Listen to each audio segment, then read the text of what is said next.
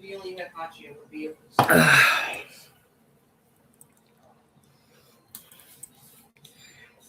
guys. Okay. So, last video on this got messed up because something was going on with the recording. I'm not sure what it was. So, I cut back. Oh, shoot. I wet my butt. No. What I did is I cut back a few chapters. So, instead, hopefully it'll be okay.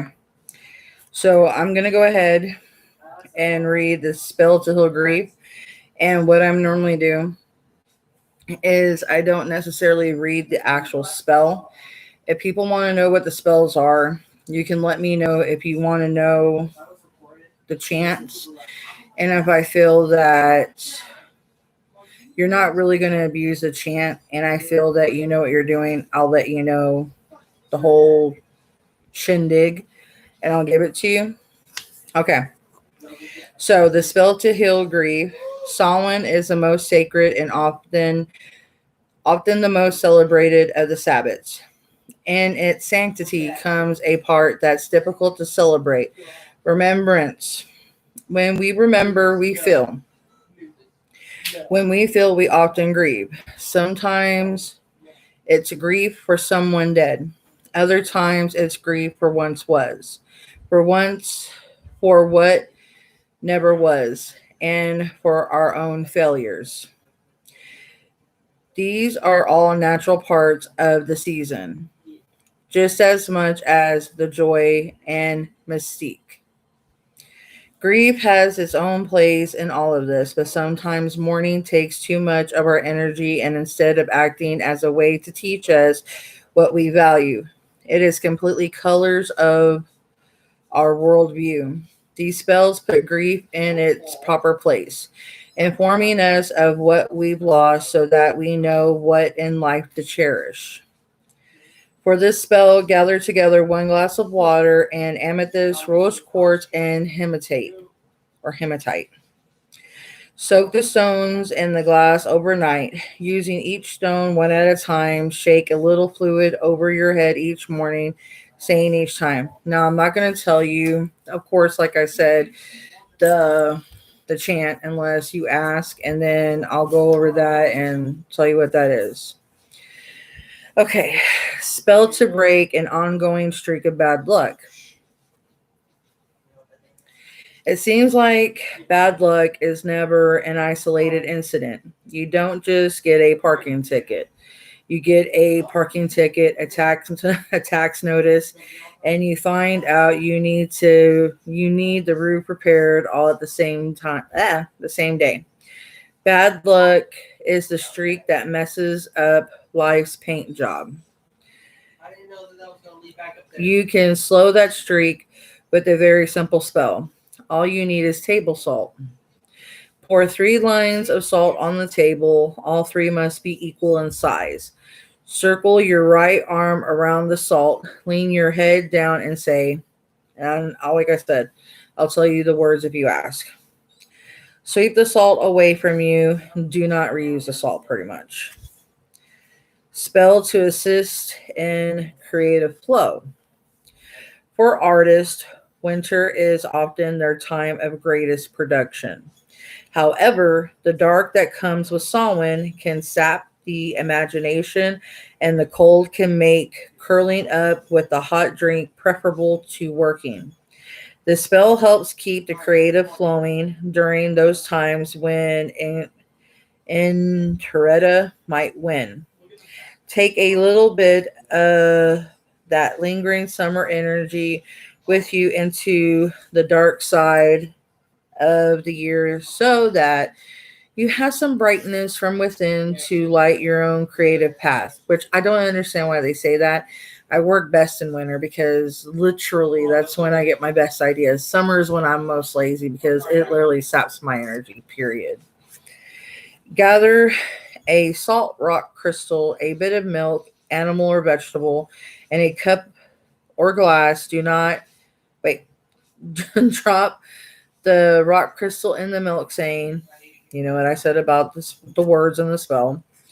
The milk will eat away the salt. As the salt melts, so does your creative block. Spells of the dead. While this season is a season of magic, it is also a season of honoring death. Cherishing memory and working with spirits, pagans do not fear death more or less than anyone else. They do make an effort to accept and normalize it as a part of nature. Magic that works with the dead or that acknowledges inner death helps with this process of acceptance. From communing with the departed ancestors to sending psychological issues to their metaphorical graves. Witches of all walks find ways to make use of the thinned veil. A spell to speak with your ancestors.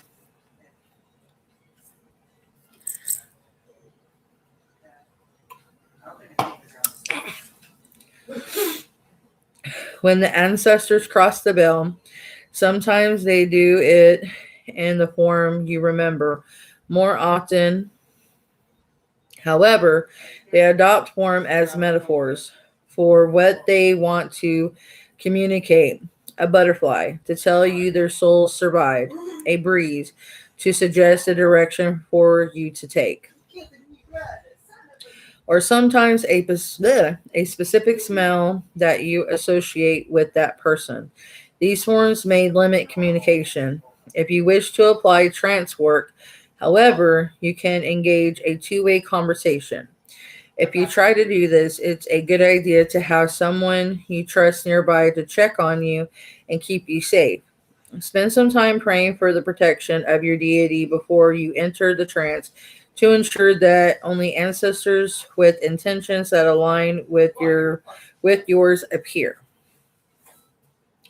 Set up your sacred space with comfortable seating and a table with pictures and mementos of the ancestor or ancestors with whom you wish to communicate. Prepare a list of questions you might want to ask. You may also want to prepare some chamomile, mullein, and mugwort tea to help you relax. After you set up the space, take a bath. Visualize any conflicting energy circling down the drain. Pause to anoint yourself with protection oil and say a few more prayers for protection as you do this work. Then don the clothing of your choice. Comfortable is better. And prepare a small plate of food and a small beverage to offer your visiting ancestors. Bring this to the altar, then perform any rites that make a space sacred to you. Sit down on your chair or pillows and take several deep breaths, as many as you need, until you feel yourself relaxing. At that point, announce to the ancestors that you would like to converse with them this evening. Say no more. Resume your deep breathing, paying calm attention to what you hear, see, smell, and feel. When you feel you have completed your ritual, thank the ancestors for their time and ask them to return to the place they came from, expressing your love and gratitude for crossing the veil to come see you. Give yourself a few moments to write down any information you felt important when finished. Open your sacred space, throw away or bury the food offerings, and take part in some lively, life affirming activity. The Hell Money Spell, which Hell Money Spell is very similar to a lot of ancient Chinese. It's something that they do. So it's something very sacred in their way. It's not really, they first started with different things that they do, but it's something that they do for their ancestors, but I don't know why they first started calling it hell money. It's really weird. While we often think about our ancestors as omnipresent and possible omniscient, some traditions assume that the ancestors have afterlives of their own to worry about, too. In China, people find ways to provide for their departed relatives. Hell money is paper money intended for the dead. You can buy some from an Asian grocery store or you can design and print your own. When you burn this money, it's believed that it goes to the afterlife, so that departed can participate in the economy of the underworld. If you decide to send money to your ancestors, make sure you send it in big bundles. In Inflation is ridiculous in the land of the dead. You would actually really think that, once you cross over into the land of the dead, you wouldn't have to worry about something like that. You figured that you would kind of be set, that you wouldn't have to worry about money no more, that everything would be pretty much good. You'd be like golden. Okay. You can perform this spell as an act of recuperation, reciprocation, re reciprocation, recuperate. That's a bleh. Reciprocation. There we go. I just had to say it slow and sound it out. Some of these words are wild in this book. To grandparents or dead relatives who made sacrifices or enacted kindness for you while alive. Excuse me. Sorry about that. Think of it as a way to thank grandparents for all the times they stuck a little extra money in your birthday card. Hell money can also pay for support for elemental spirits as a means of tipping them after they complete errands. If you want to draw assistance to yourself, get a red drawstring bag, a magnet, one off your refrigerator will do, and a small note stating what you would like to attract.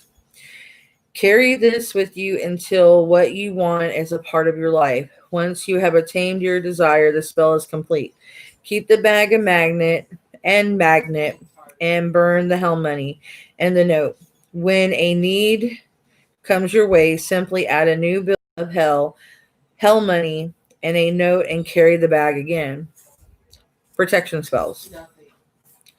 According to folklore and modern news stories, Samhain, Halloween, marks a dangerous season. The thinning veil tests our courage against the unknown, and the seasonal activities sometimes force us to stand back while our living beloveds take risks, great and small, as a part of merriment. Ease your worries a little by adding a few magical protective measurements alongside the day-to-day efforts. Trick-or-treating protection. Every parent wants a child on Halloween. Wait. Every parent wants a child wants a safe child on Halloween night. I don't know, I was struggling with that. While many do this by insisting on accompanying their children on trick-or-treating rounds, which that's actually good. Most parents should do that. Because, nowadays it's dangerous with child trafficking and kidnapping and predators and different things like that.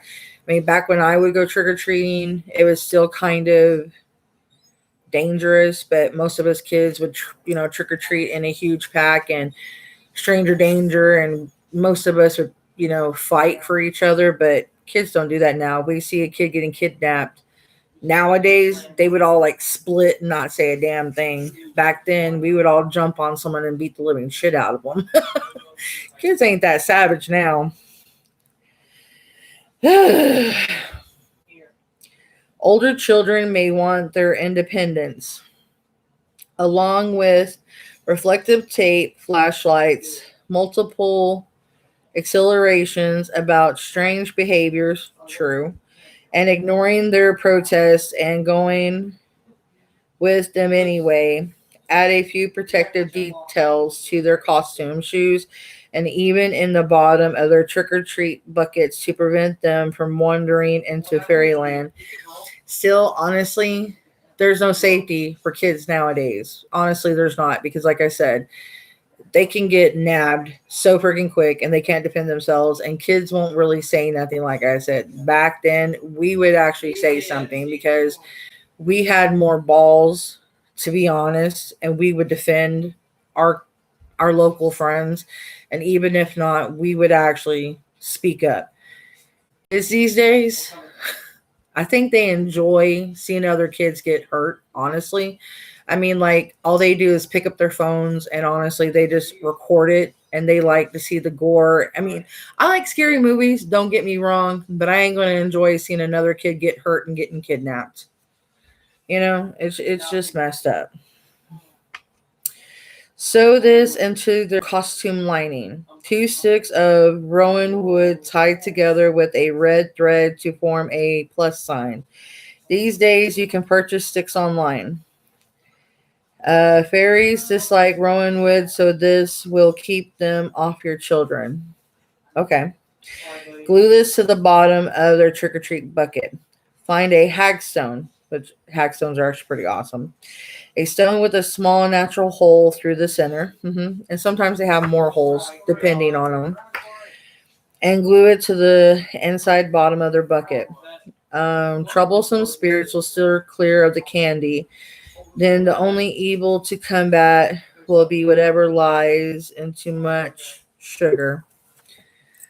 They also need a spell to combat bad juju from demons lying it. Well, I should say demons are another word of bad alien entities that possess grown people to do bad things to young children. Threshold magic. Threshold magic addresses vulnerability. We expose ourselves to daily that which lies between. When we think of thresholds, we think mainly of doors and windows, but thresholds cover far more than that. Bridges, curbs, fences, and even water inlets serve as spaces between two worlds. Each of these is magic alley, powerful, and a place. Wait, that didn't sound right, did it? Each of these is magical, powerful, and a place where you are vulnerable. These spots align with the veil by literally cutting a space between one thing and another. Usually the inside world of a home and the outlet outside world of the wild universe. Wait. Wait, I'm gonna have to read. These spots align with the veil by literally cutting a space between one thing and another. Usually the inside world of the home and the outside world of the wild universe. The following spells and practices help you seal off some of those vulnerabilities. Okay, that sounds right. I was about to freak out. I was like, what? Samhain house blessing. I'm getting way too ahead of myself and getting tongue-tied. My dyslexia is showing. And yes, I am partially dyslexic, y'all. No clowning. Samhain house blessing. Ancient pagans often prepared for Samhain with intense cleaning and organization. This was to honor their visiting ancestors by presenting themselves at their best. It likely also made the winter work all the easier to do, as they had just reviewed where they put everything. Nowadays, Samhain is still an excellent time for house cleansing and blessing. It gives you a chance to scoot out stagnant energy and to weave protective wards and blessings throughout your home. The spell is really a series of spells, and depending on the square footage of your home, you may want to work on 1 foot per day over a series of several days, or 1 room per day, especially if you have a lot of clutter. You will need garbage bags to package and remove clutter, whether donating or discarding. You will also need a smudge stick or spray, a dark blue candle, a plate, and small offerings of food, a candle of any color you like as an offering, and a spray bottle filled with salt water.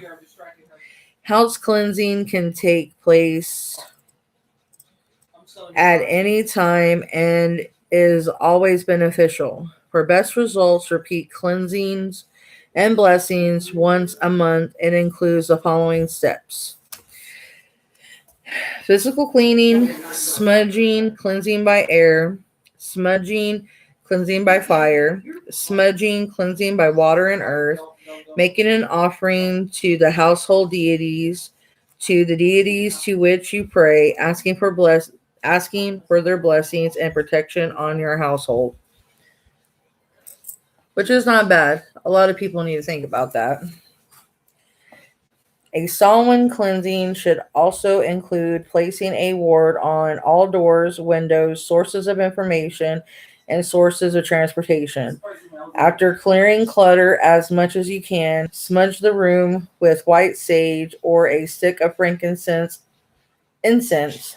If you are allergic to incense smoke, you may smudge the room using a spray filled with tea made from the sage or other cleansing herbs such as lemongrass and rosemary. I love lemongrass.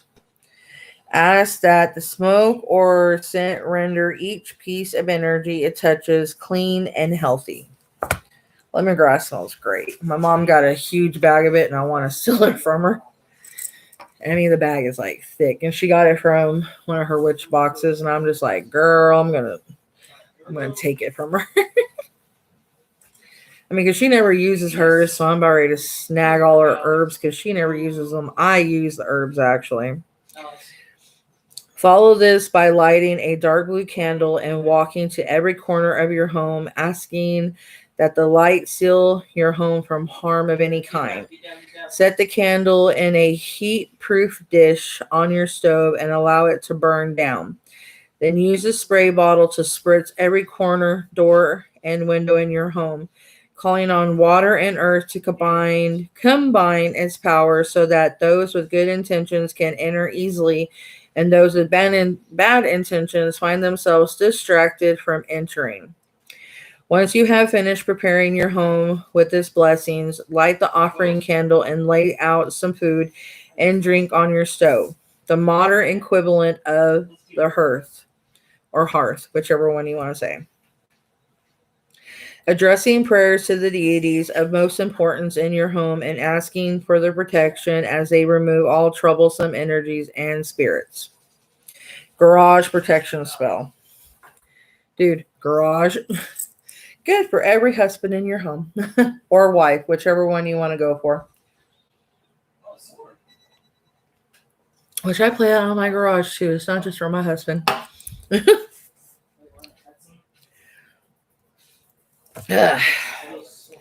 In historic rural Ireland and Scotland, I got Irish and Scottish roots, so that's pretty cool. Scores of spells revolved around protecting barns and livestock.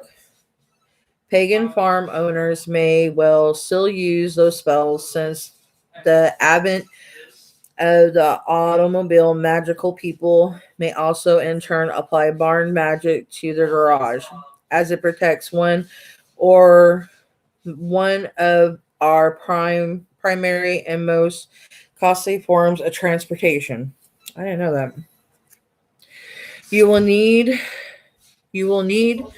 visit our source of running water. While a natural source is preferable, if you live somewhere landlocked, you can use a public fountain or simply run your tap. Take a silver coin, a silver dollar is ideal, and a quartz crystal. Dip the coin into running water, envisioning the molecules of the water and the coin coming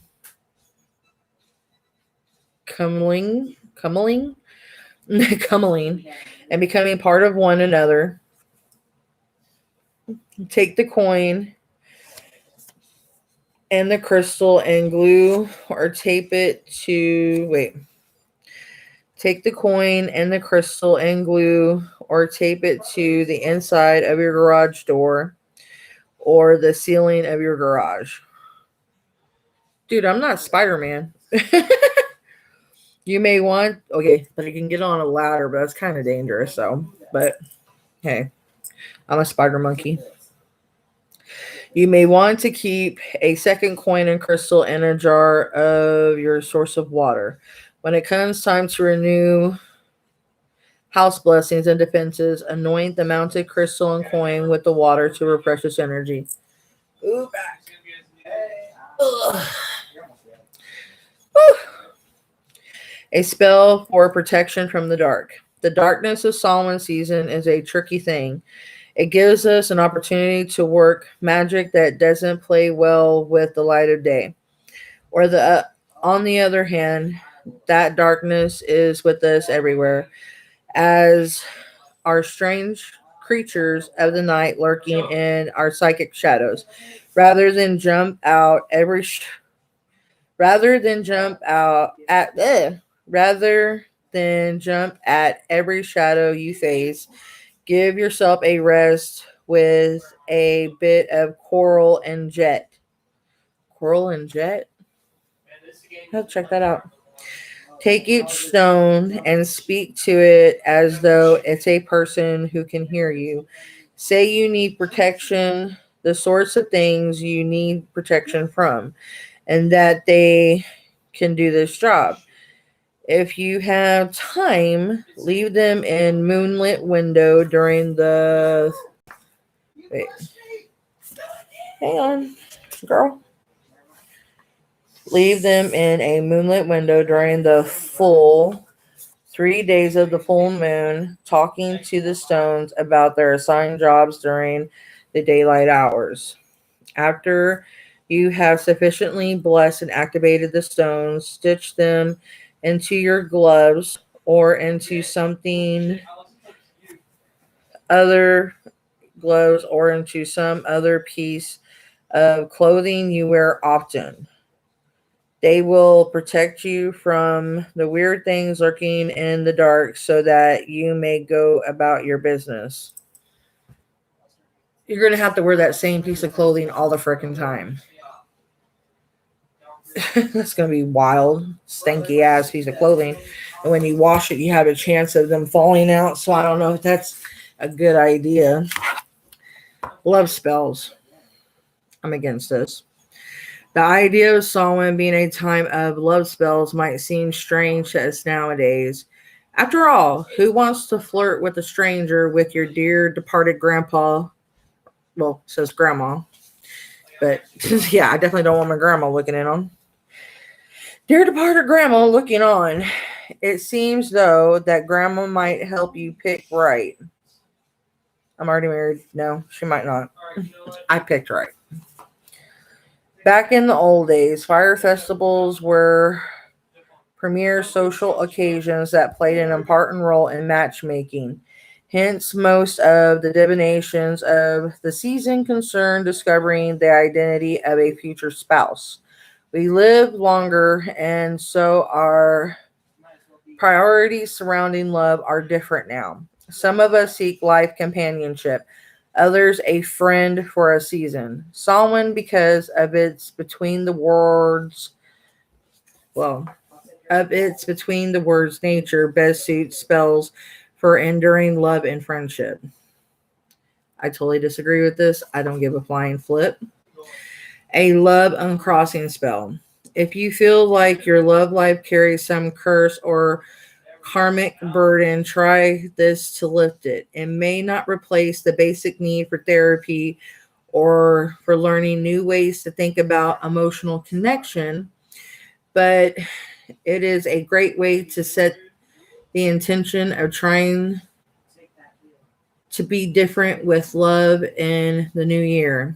Gather a purple or black candle, a heat-proof plate or bowl, blank paper, a marker, rue oil or a pinch of olive oil with rue stirred in, a nail or pencil, and one of your own hairs. Set the plate in the center of your sacred space. Draw a figure 8 on the piece of paper. Mark 5 plus marks inside the figure on both sides for a total of 10 marks. Carve your own name on the candle and run oil on it from the end to the other wick. Place your hair on top of the seal and the candle over top. Light the candle as it light the candle as it burns. Chant 7 times. I'm not saying the chant. Allow the candle to burn for 7 minutes a day. When gone, carry the seal in a pocket or in your wallet. Now, if anybody wants to do this spell themselves, I will give you the spell. I'm not doing this. I'll condone somebody doing this spell themselves. I won't do a love spell for nobody. I ain't getting that karma. A spell to release old loves of the past. Sometimes what keeps you moving forward is affection lingering from your past. Samhain, at a time where time itself is in an in-between phase, is an excellent time to release that energy. By letting go of old karmic bonds, you give yourself a chance to move forward with your life. You will need a cord or piece of twine that is large enough to tie around your waist, with an additional 2 feet of cord remaining. You're going to commit suicide with your waist. This is interesting. Also, get some lemongrass essential oil for after your work to make sure that these changes are irreversible. Rub a little walnut oil on your fingers. Since spells of release act as cleansing ceremonies, make sure you take a bath beforehand, concentrating on all you want to send to the beyond. Once you have bathed, dress comfortably and establish your sacred space. Take the cord around your waist and while around you, add timber hitch knots to tie the ends together, adding 1 knot for each relationship energy you intend to release. As you tie each knot, think about a specific person and intense memories, connections, and feelings you carry for that person. Take care to remember both the good and the bad thoroughly. Follow this process for each knot until you no longer have any remaining cord. Spread your arms and legs apart, emanating Da Vinci's Virtue Man, and close your eyes. Visualize the way these energies bind you and how they disrupt the flow of energy between you and the greater universe. Once you feel this energy as visceral as you can, pick up the last knot you tied and untie it. Take a few deep breaths as the energy from that bind flows back out into the universe and out of your life. When you have untied all the knots, let the rope drop from your waist to the floor. Rub your hands and your solar plexus in a lemongrass scented oil. Take deep breaths as the oil soaks into your skin. Then anoint the crown of your head, your heart, and your belly, giving yourself a fresh captivity. It's capacity. Sometimes I can't say these words and I hate it.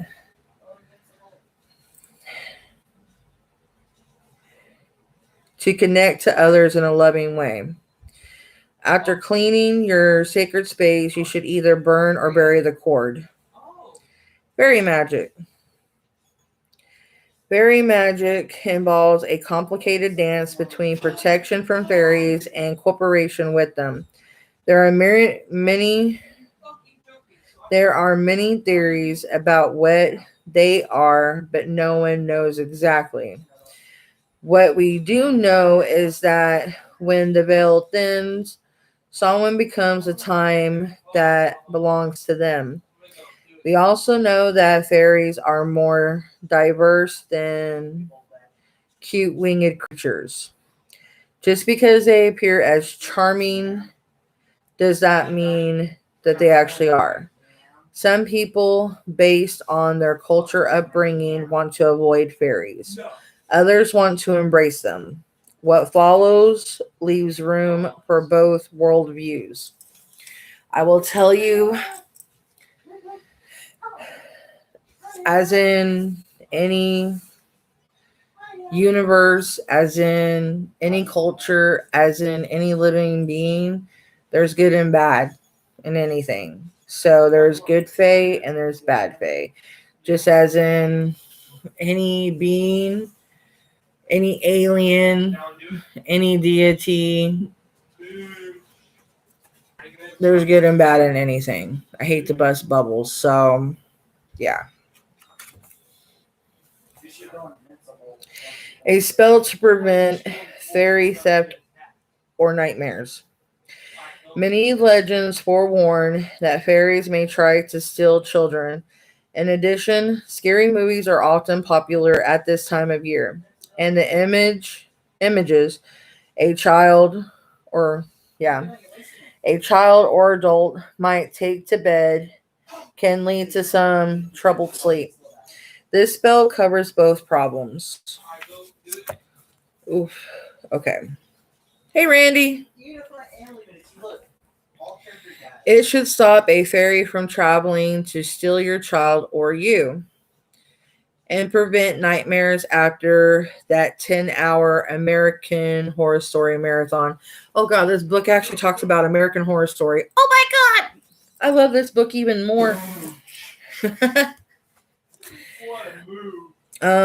All you need is a hagstone. And mention hagstone again. Okay.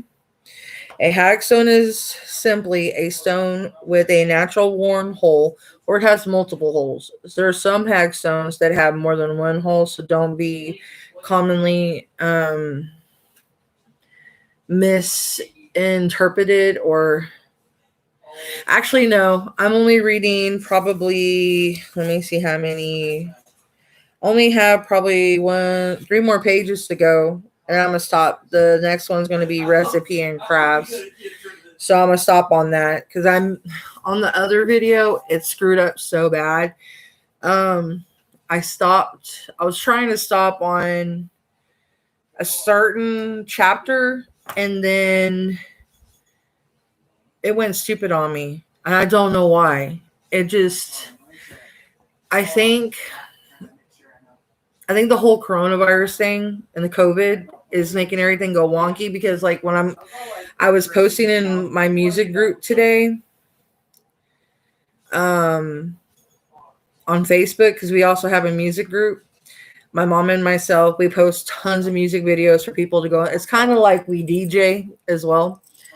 And I was in there like I was doing like Mushroom Head, Marilyn Manson, Slipknot, Korn, Lamb of God, Post Malone and Ozzy Osbourne, just different songs I was posting.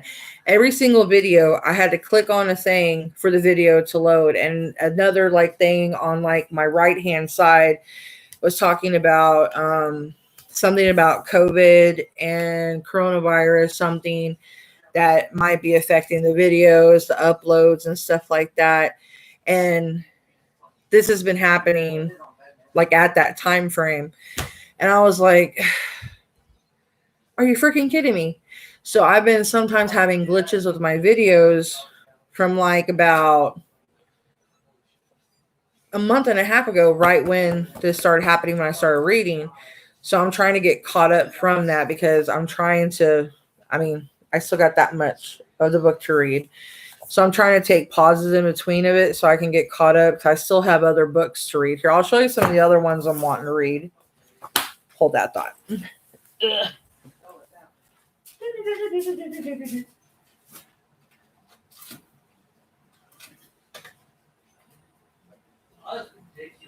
Where are they? Here they are.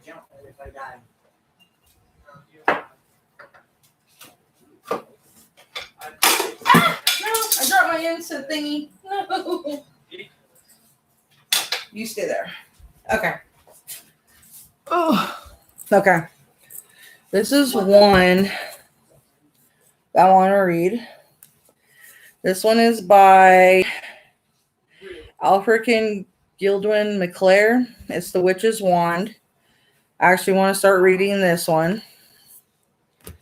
This is The Witch's Altar. I want to start reading that one in here. These are, I think by all this one's by Laura Tempest Zarkroff. And then, this is The Witch's Athame. This is one by Jason Mankey. And then Yule. So I have different ones I'm trying to educate on. I mean, I have a lot of books. When I tell people I have books and I study and I'm not non-educated, I know what I'm talking about. I have tons. And I have so many different things I study. I am such a nerd. This is not just something I walked into. I mean, I have natural knowledge, but then I also study. And I know a lot of people don't have money to buy the books, and I go out of my way to try to educate people. And I give credit to the authors that they know I own the book, but I'm also trying to get the word out there so if people like what I'm reading and they want to buy the book themselves and they're like, hey, I love what she's reading and I want the book for myself so I can keep studying it so I can memorize it myself. They can go purchase the book themselves and they're like, hey, I got to show you the one book I got. Hang on a minute.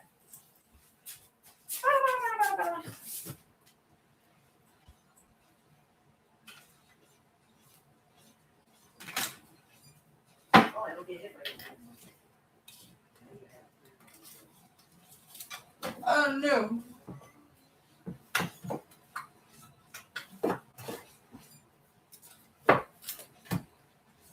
Okay, my runes book stays there.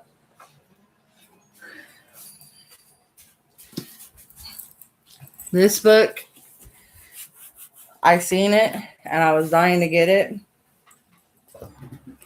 This beast came straight out of Ireland and I'm glad I got it.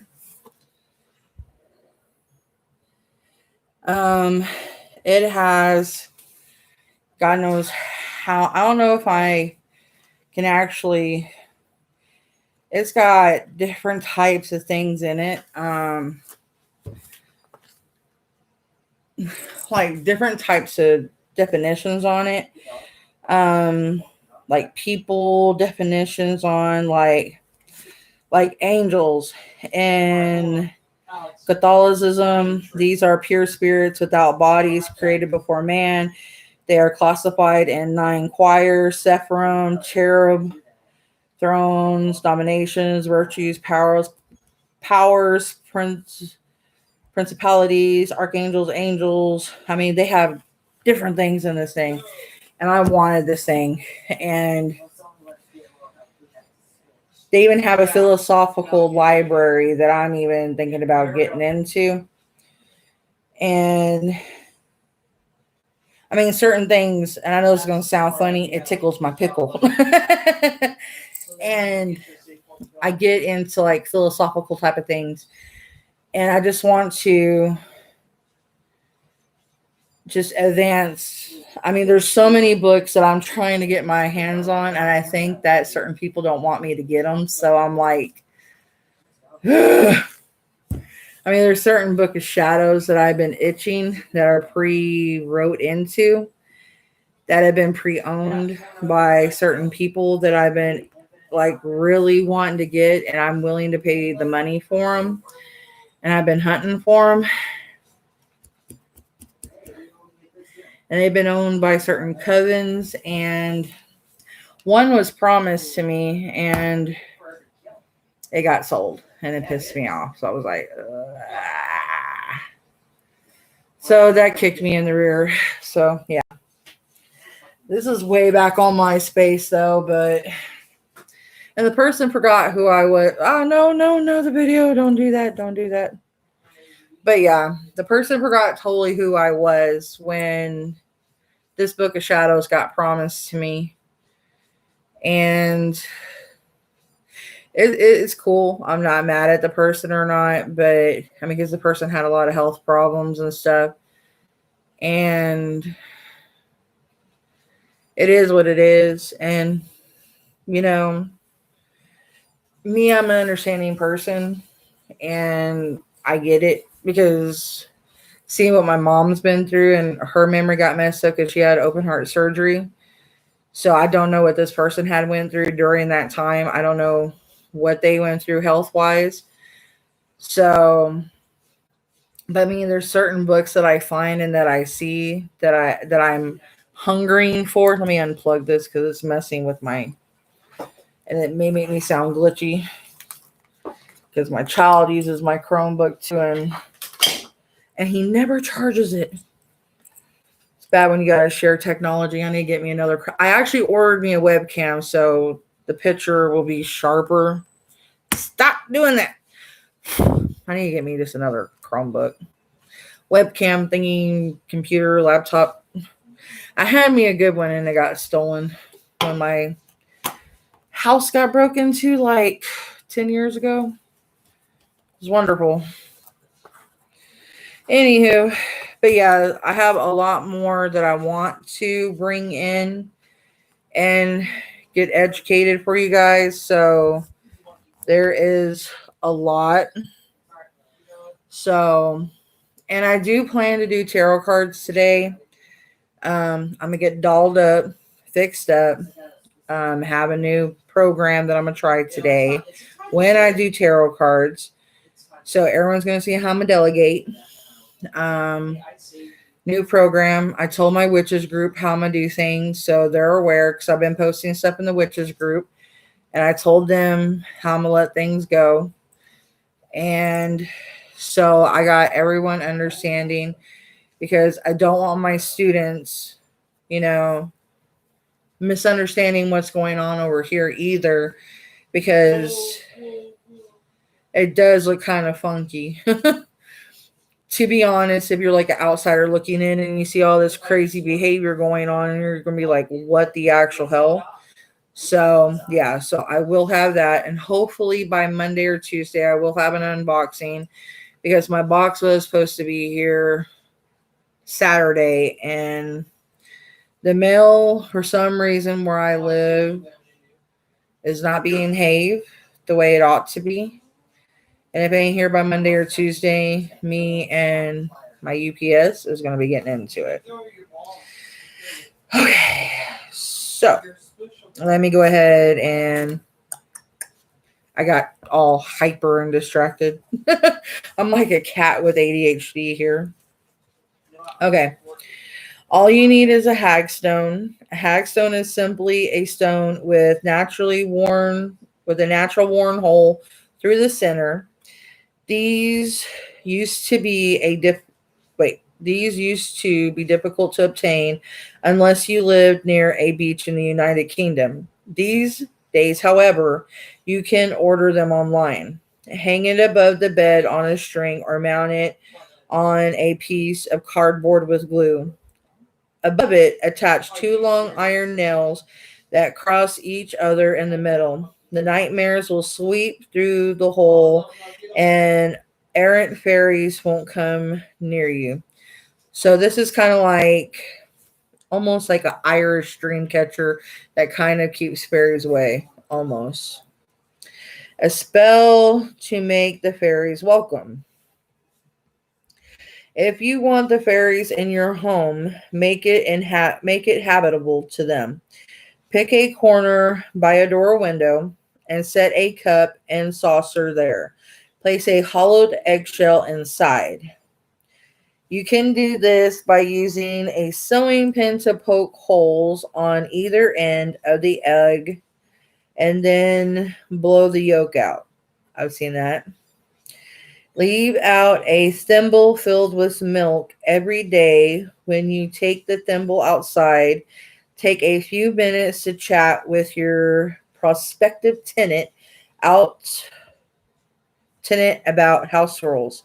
Please note that this only works with animal milk. Fairies take compacts seriously, If you make a promise, follow through, or face unpleasant consequences. Yeah, fairies can get very, very, very, very destructive, and they can be very uncompliant tenants if you don't. They are very devious, especially being Irish. Yeah, they come from Ireland and Scotland. That's where they originate, and they have hellish tempers. Just FYI, there is some from England. There's that followed the English that came here. There's some from America, but the ones that are more devious are actually the ones from the motherland of Ireland and Scotland. Um, I know that sounds bad that those are the more powerful ones. That's where the homeland for them is Ireland and Scotland. The fairy folk, that's where they mostly come from. That's the birthplace. So that a lot of them did come here. Um, the more weaker inhabitants are here in America. That kind of they bred down. Um, the ones that kind of got chained here, you would say, got Americanized. I know it's a bad way to say it. But the more stronger ones are the Irish and the Scottish ones. And if you do them wrong, you will have utter chaos in your house. It's like poltergeist times a million. It's like you don't want to piss off a fairy. Um, they have a lot of supernatural powers. They could cause you problems in your jobs. They could cause you problems in your cars. And that's because if you invoke them to come and, like, say you want their help and you don't follow through, that's your fault. That's like anything that has folklore to them. Um, you'd have to understand that people almost would consider, like, say, um, angelic. Leprechauns would almost seem demonic. Um, Jinn, depending on which ones you'd have, would be demonic or angelic. So it depends on which side of the card you fall on, of religion or spiritual. So it depends if you're spiritual, like I said, or religious. Spell to claim a hive of bees. You want to be the chick off of Flash. Interesting. Okay. I'm talking about the TV show. I watch a lot of TV shows. Okay. There are those who believe that some tales of fairies are metaphors for vegetation spirits. This metaphor is especially likely in the case of bees. Nowadays, any magic at all to propagate them is a good thing. So if a swarm of bees appears on land that you happen to grow food on, put on gloves and sprinkle some foxglove seeds or leaves and lay claim to them, saying, I'm not saying the spell. The Scottish Highlanders saw unclaimed bees as bad luck, so claim them, as to have them nowadays is good luck. Divination. When the veil thins between worlds, it also thins the lines between past, present, and future. This makes it an excellent time to pull out tarot cards or play games of fate. For those who prefer quiet evening indoors on Samhain night, try these methods to pass the time and plan the future. The thimble spell. Right before bed, take a sewing thimble and scoop salt into it. Then walk backward from your bedroom door to your bed. When you lie down, grasp the thimble firmly between your thumb and forefinger. Gaze at it until you need sleep. This will fix the thimble in your mind as a dream symbol and anchor. The salt will make you thirsty in your dreams. The person who gives you a beverage will also be your next lover. That is wild. I never would have seen that spell. Okay. The kale dream to see your future spouse. Cabbage and kale played greatly into old Halloween traditions. This was mentioned earlier in the book when I was reading it before. Young people would sneak into the neighbors' yards at midnight and pull a kale stalk. The kale would then be hung over a doorway overnight to charge it with some threshold magic, possibly. And then the next morning, some would examine the roots, leaves, and soil for traits of that person's future spouse. Unfortunately, records are inconsistent as to what plant detail translated to what in terms of spousal fortunes. You don't need to steal your neighbor's kale to perform this divination, nor do you need some historic knowledge of leaf quality. If you happen to grow kale or have a local source handy, try this spell. First, make a kale stew. If you are if you are not normally a kale fan and want to try this, make ramen noodles and stir in the kale. Allow it to become cold. Go to your bedroom just before bed. Hold a pot of cold kale and stand on something you have never stood on before.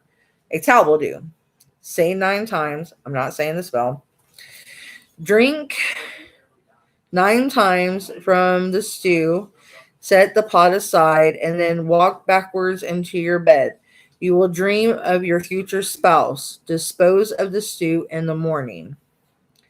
The nut crack divination.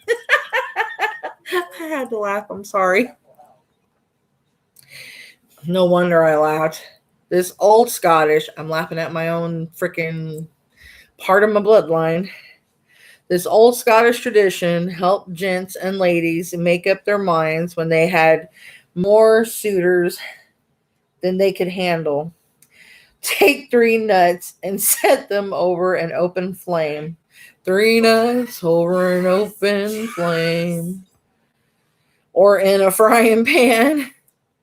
Name 1 nut for yourself. And name the other nuts for your sweethearts. Oh my God. Oh, this is the only one that I'm laughing at. This is bad. If the nuts jump closer to your nut, they are more inclined towards you.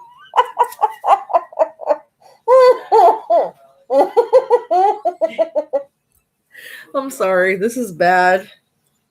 I'm gonna have to go talk to my Scottish ancestors and tell them, you guys are bad. If the nut cracks or jumps often, the lover is untrustworthy, or you got a bad nut. The closer a nut burns to yours, the more likely marriage will follow. You can also use this as a means of divining which of your friends are most trustworthy. If I'd have known this shit, I would have been doing this a long time ago. The divination of 3 plates. The variation of blind man's buff is a Scottish divination. You will need a blindfold and 3 plates. 1 filled with grain. Meal was traditional. 1 filled with soil and 1 with any type of net. Blindfold the person and turn him or her around. Almost done, guys. 3 times, then let that person's hand fall on a plate. This will foretell what comes in the next year. An achy back for me. The meal grain stands for prosperity, the soil for death, which often indicates dramatic, not usually literal change, and the net for tangled fortunes, what we of the modern day call drama. Shit, I need to do this. I'm gonna start doing some of these for real. Like, I'm gonna start really embracing my old traditional roots from some of my heritage. A rune spell to change your fate. Okay, I have runes. A few things in life are fated. Most, however, you can change. This spell is about rewriting your fate, at least when there isn't some life lessons written what's already coming. You will need a set of runes, check. A a plate to rest them on, mugwort, got. A dictionary that details rune meanings, check. If you do not already have them memorized, you may also wish to make an offering or write a letter of petition to the fates or the face of fate in your specific tradition. If your sacred space, take out three runes that represent the situation at hand, or the three runes that troubled you when you gave yourself a reading. Set those out on the table. Next, set the runes that represent your desired outcome. On top of the original runes, surround these with mugwort. Visualize the runes glowing, eventually making the energy of the runes beneath them dust, where only your desired fate remains. Leave the runes undisturbed in their herbal circle for 3 days. Samhain is a time when all things are possible. It is also a time to create new possibilities. Use this time as the ground grows colder to shape what might greet you in the spring. The air is rich with magic, so use this time to partake of the particular fruit. I hate spring. So that is it for that part. The next part will be recipes and crafts for Solomon. But that part for the runes I'm going to do because, well, I'm doing some divination of my own lately, so yeah. I hope video stop. Stupid. Anyway, I hope y'all guys enjoyed the video. Be sure to give me a thumbs up. Give me a subscribe if you would like to see more of this future content. I'm going to be continuing to read. I'm debating after this book to if you guys want me to move on to, well, either I'm thinking traditionally move on to Yule and maybe part-time into one of the more familiarity witch books so I can start educating y'all into some of that. Because I know there's some younger witches that I do have that are not very familiar with how to set up some of their altar areas. So I might go ahead and start reading some of those books so I can get some of the witches to understand some of the basics. Cause I've tried to tell them, I've tried to show them my altar, but my altar's past beginners. I'm like beyond beginner and I've had a lot of shit. I've got like 4 to 5 skulls on my altar. I've got bones. I've got a lot of goddesses on mine. I've got like different things that I pick up that are outside. And what I mean by bones, if I see a bone that's outside that has naturally decayed on its own, that nature like literally put before me, I will pick it up and bring it in. I buy skulls from the Witch's Moon. A lot of them are resin skulls. They're not like real skulls, but if I find a real skull, I probably will get it.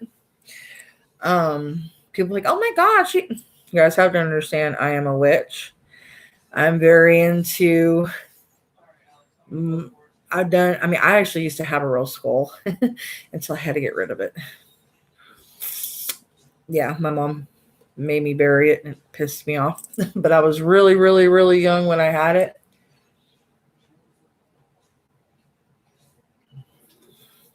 And at that time, it did have a attachment. So, ta-da, as the guy said from La Llorona. So,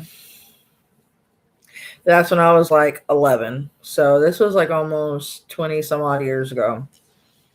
So now I understand what I'm doing. So that's why I try to educate, because a lot of people go about doing things and they're not aware of what they're doing. So that's why I'm coming about trying to educate so people don't make the same mistakes I did and bring something in and get in a conduit and become obsessed and end up getting a possession, and then they start their ascension, and it's not good. So, but anyway, like I said, be sure to subscribe to my channel if you like the content. Give me a thumbs up. Share me out to your friends if you think that they'll like my kind of stuff. And I will be doing tarot cards tonight. And it's $3 per one card. I do go in for full information. And I will have two different type of cards. I think I know what's wrong with my thingy. It's being a dill hole. Because between my son and my cat dropping my laptop. Anyway, I'm going to go on and end the video. And I will see y'all later on this afternoon. And y'all have a good one. Y'all be safe out there. Bye, guys.